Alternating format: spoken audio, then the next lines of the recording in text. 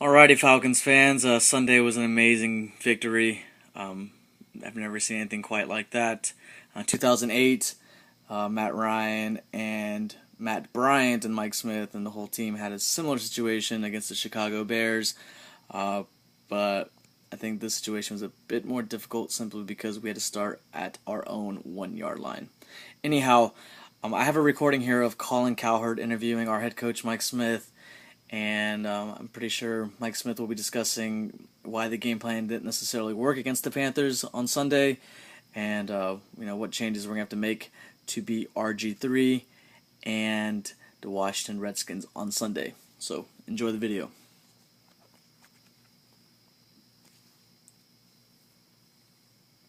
It seems like every game now comes down to a play. And I'm watching Carolina and Atlanta, and it's just, you get that 10-yard out, we're in field goal, you go. It's hold your breath time every Sunday. Mike Smith unbeaten, Falcons head coach, the Herd on ESPN radio. I watch your games and get nervous. You're not supposed to ever get nervous.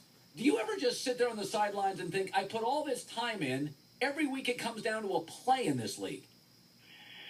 Well, most of the games do, Colin, and I think statistically about between 22 and 27% of the games are going to be decided by 3 points, and I think through the first 4 weeks it's in that range, and then 56% of the games are determined by 8 points or less. And when you're talking about 3 points or 8 points, you're talking about one play with a 2-point conversion on the 8 points. So it's a fun afternoon on Sundays, but believe me, I wish we could make them easier sometimes, and this one was a little bit too close for me. But our guys did a great job and showed a lot of resiliency, and that drive off of the 1 yard line was just outstanding. Oh, it was.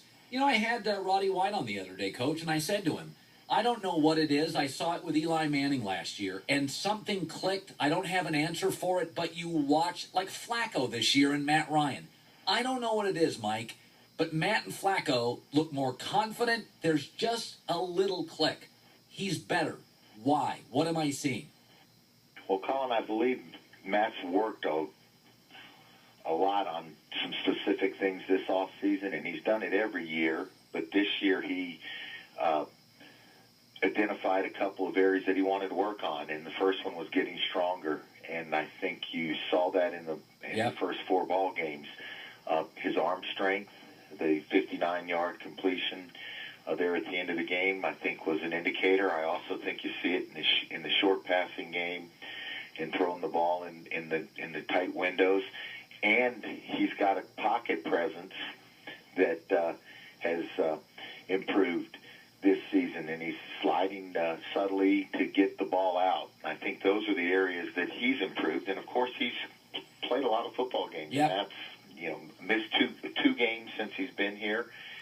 So he's got 66 games underneath his belt. And he's got a great skill set, not only on the field but off the field, and he studies the game. Well, I watched RG3, and, again, this kid there are so many things I like, and I watched him in the game against Tampa. He's got a real control for a young kid, because they're not using the entire playbook. You play the Redskins this week. You go up to play the Redskins on the road. You've started looking at film. What are 1 or 2 things that jump out to you as a rookie quarterback?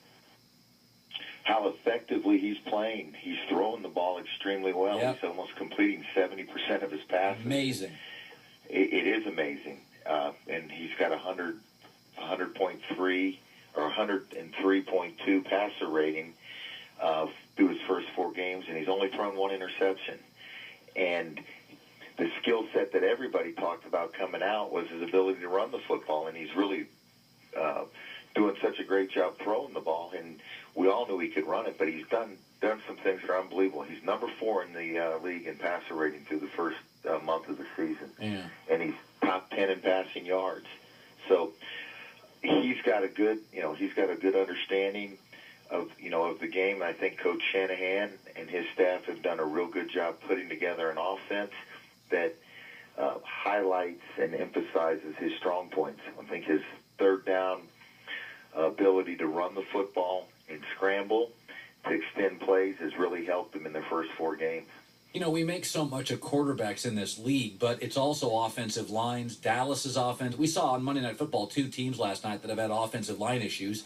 Atlanta, your club, last couple of years, has not been at times as good as you probably wanted or preferred on the offensive line. You know, in importance, you know, quarterback, head coach, obviously big. Can you win without a great offensive line? How good does an offensive line have to be? They write books about offensive tackles now. Is that overstated? How valuable is it? Well, I think that there's certain positions on the offensive line that are very crucial, and left tackle being one when you have a right-handed quarterback. And I think you see the value that is placed on that tackle that's protecting the backside of the quarterback in the terms of where he's drafted on draft day. But I think you have to win the line of scrimmage, and that doesn't mean that you have to be able to run the ball and knock people off. You've got to win the line of scrimmage in both the pass protection and run blocking. And that is a unit that, more than any unit, has to have some continuity. Yeah. Because the guys have to work together. They have to see the defensive fronts the same way. And of any group on a football team, it's the offensive line that you have to have that continuity. And if you can have that continuity, I think you have a better chance to be successful. You got to avoid injuries in the offensive line. Yeah, you know, Coach once told me that. He said, if you ask me one unit that has to get along and be friends off the field, he goes, I would always say offensive line. The fans don't ever watch it. We don't pay attention to it, but a bunch of average guys playing together can be pretty good. Mike Smith of the Falcons, you're atop the NFC South. You're 4-0. You're going to face RG3.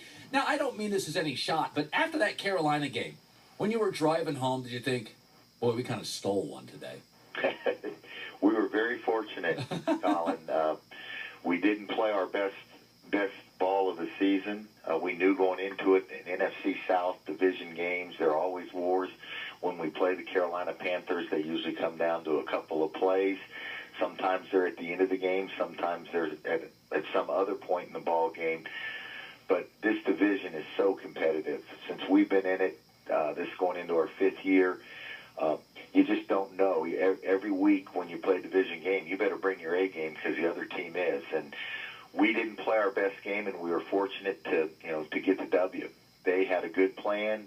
They played extremely hard. Coach Rivera had his team ready to go. So we were fortunate to get out of there with a win. Yeah, no, they played hard. Just when you want to bail on teams, they bring their best effort. Mike, great talking to you. Congrats on the 4-0 record.